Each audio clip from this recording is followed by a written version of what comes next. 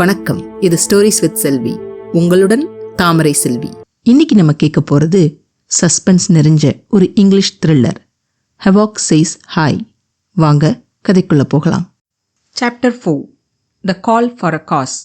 3 months later, I got pretty settled with my job. Though it was a technical job and my marketing skills were of not distinguished needs, my engineering background helped me with the task provided. Major part of my job revolved around making internal presentations, and the rest involved helping the developers understand the logic. Everything around me was equations, and there was an underlying logic in anything and everything. So understanding the logic behind a code was pretty much easy for me. My boss appreciated me for my attitude towards learning new logics. "Hey boss, I'm on my way. Just park my bike to pick your call," I said with a hand picking out my shirt. Finally, after digging through a series of nicely stacked shirts, I took out a blue formal shirt. I knew I was running late. On the other hand, GK sounded like he was under life-threatening situation. "Vijay, this is a very important call. Internal customers. We should nail it. If we get this one, surely it would mean a lot to our department. And I would personally speak about your good work to CEO. And you know this is big, isn't it?" His voice sounded thrilled. "Of course I know it, GK. It is going to be our day." I exhaled in relief as I had just finished packing all my records inside my pack. "Have breakfast and go," my mom commanded me in the background. I waved my hand hysterically to my mom, gesturing no, but she disregarded my sign language. "What was that? I heard someone calling for breakfast," GK in a perturbed tone. "At least drink milk before leaving," she mumbled before she left. "Now who is that? Are you at your home?" he shrieked. "Answer me, god damn it!" GK howled. Being a witness of GK's rage on his underlings for insignificant reasons, I really didn't like to imagine what would happen if I screwed this. Most probably, GK would possibly kill me and shred my skin. Alternatively, do the same thing in reverse order. Tension began to build up in my head, and I felt it might soon blow up. So I shut my eyes closed and told the first thing which came into my mind. "Traffic!" I cried, and once I acquired my perspective back, I diminished my expression and reiterated. "It was a traffic police," I expressed. My mind started to knit a new tale, and my extempo sessions during my MBA helped me come up with a strange story. "He is on a call, and I am standing near him," I said. "What? How come I can hear it so clear?" GK said in confused tone. "His mobile is on loudspeaker, GK. You are just delaying me." I pushed the ball to his court. GK on the other hand replied, Okay, sorry, get here soon." He hung up the call. I felt deeply sorry for GK. I cursed myself for watching Breaking Bad Season 3 late night marathon and my mom for not waking me up at 6 o'clock. There was a client call scheduled at 10:30, which was critical for our department's growth among all the others. If I could present our software before the internal client, and if he would be swept by my accelerating performance, almost every other department in our concern would be using our software. My technological excellence was well proven before my manager in the earlier months. So, I was recommended by my boss to pitch before the client. Now the time is 9:30. I can reach the office by 10 sharp, I reassured myself. At 10:30 a.m., I was parked in the traffic for 30 minutes. My timing was perfect to be caught up in all 3 signals between my house and the office. My bike began to spit fumes as its 2-stroke heart pumped the adulterated petrol, and everyone around gave me an angry stare. So I had to put my bike's engine to rest. I just had nothing else to do except gaze at the jam-packed road and press the silent button in my mobile every time my boss called. I lost count of the times I pressed it. "Please respond." I accidentally read one of the messages which my boss sent me. 10:45 a.m. The whole department was deserted as I entered inside. I walked to my cubicle, but no one was there. For a second, I thought I entered the wrong office, but my system was as rich as it ever was. So I came to a conclusion that this was my office. At the same instant, my phone began to beep madly due to some mobile malfunction, which might have been caused by the non-stop bombardment of messages sent by my boss and my team members. 10:30 GK. "Where are you? Come soon. CEO is waiting on the line." 10:31 GK. "Where the hell are you?" 10:32 GK. I didn't want to read the recent messages, as the usage of abusive words began to quadruple in its count as I scrolled down. However, the sudden disappearance of my colleagues began to give shivers to my spine. So hardening my heart, prepare for the blast. I read the last and the latest message in my inbox. It was a only message which had something decent. It contained the teleconferencing ID and bridge detail with extension. I sat down at my cubicle and dialed the number. My line was on the wait for quite some time before I was greeted. Not exactly greeted, it was somewhere between bark and howl by an angry voice. It was GK. What the hell?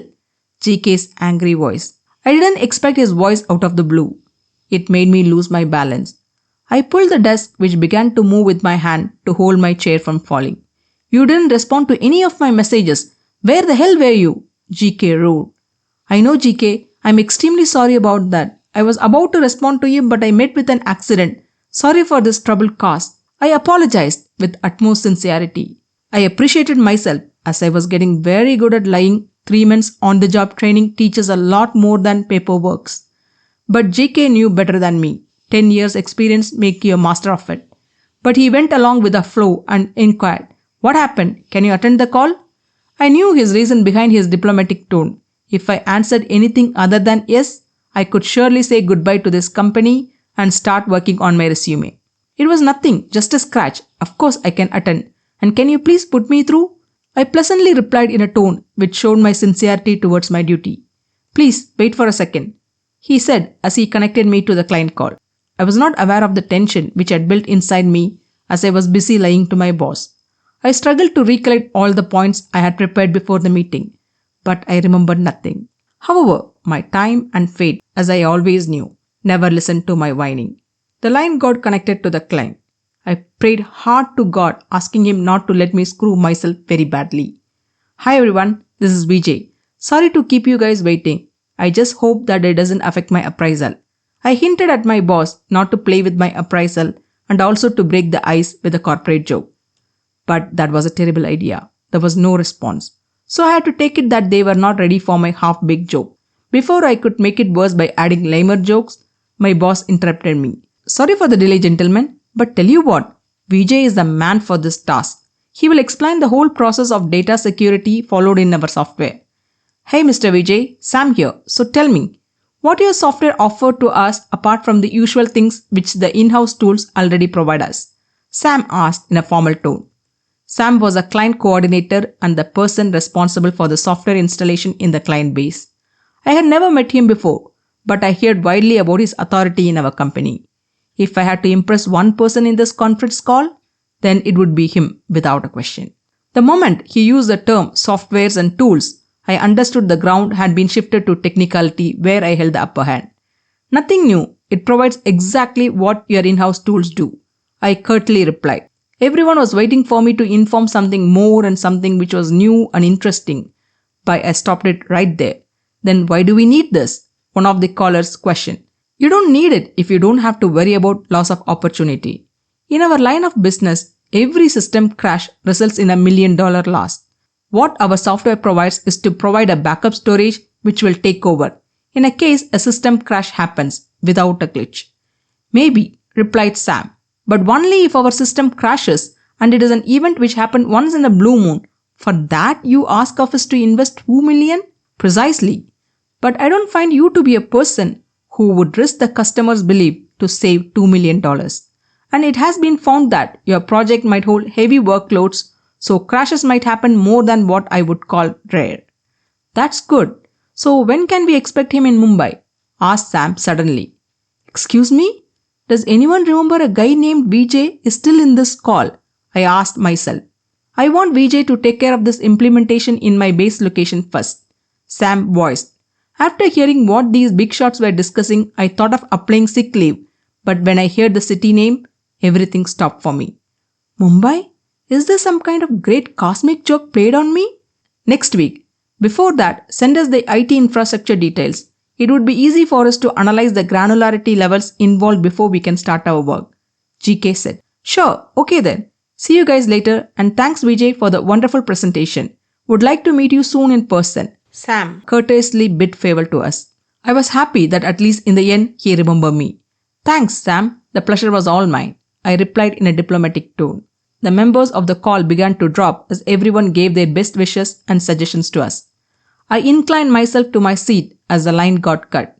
All these days, I lived a life which could not make me think or worry a lot. I led a simple life excluding the complexities of ambitions and ideas of grudges. Once I had ambition, which I found meaningless later. Now I dwelled in the presence with my sarcasm and my comical comments. But Anita was bringing responsibilities and memories back to me, and I hated it when I was made to think a lot. I tried to avoid her thoughts, but she kept following me. I still remembered her fiddling with her ring. I whirled my chair. It revolved around itself. That was my favorite time pass. Whirl the chair and see how long it stays in rotation until it halts. The revolution was interrupted by GK's presence. GK entered my cubicle as I stopped the chair with my leg. Awesome performance, Vijay. I wish I could give you a rise.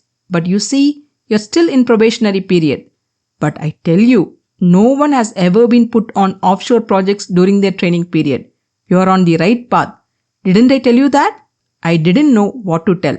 I assumed the answer to the question should lie somewhere between yes and no. So to be on the safer side, I chose the former. Yes, GK, I obediently replied. Anyways, you told me you met with an accident. Where did you get hit? GK asked with concern. What accident? I asked. I just remembered the accident story which I weaved for him. Oh yes, on road. No yaar, I meant where in your body? His eyes were searching me for any visible injuries. It is not outside, GK. Just some cramps in muscles. Leave it. I flexed my back muscles and showed facial reaction as if it pained when I strained. Take care, Vijay. Take the day off and you might have to pack up for the next week's trip, he said as he moved away from my cubicle without waiting for my response. I said okay to myself and my head rested on my chair thinking of what I would do in Mumbai.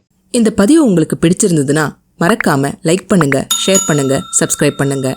என்னோட பதிவுகளை உடனுக்குடனே தெரிஞ்சுக்கிறதுக்காக bell பட்டனையும் click பண்ணுங்க. மீண்டும் அடுத்த அத்தியாயத்தில் சந்திப்போம். நன்றி, வணக்கம்.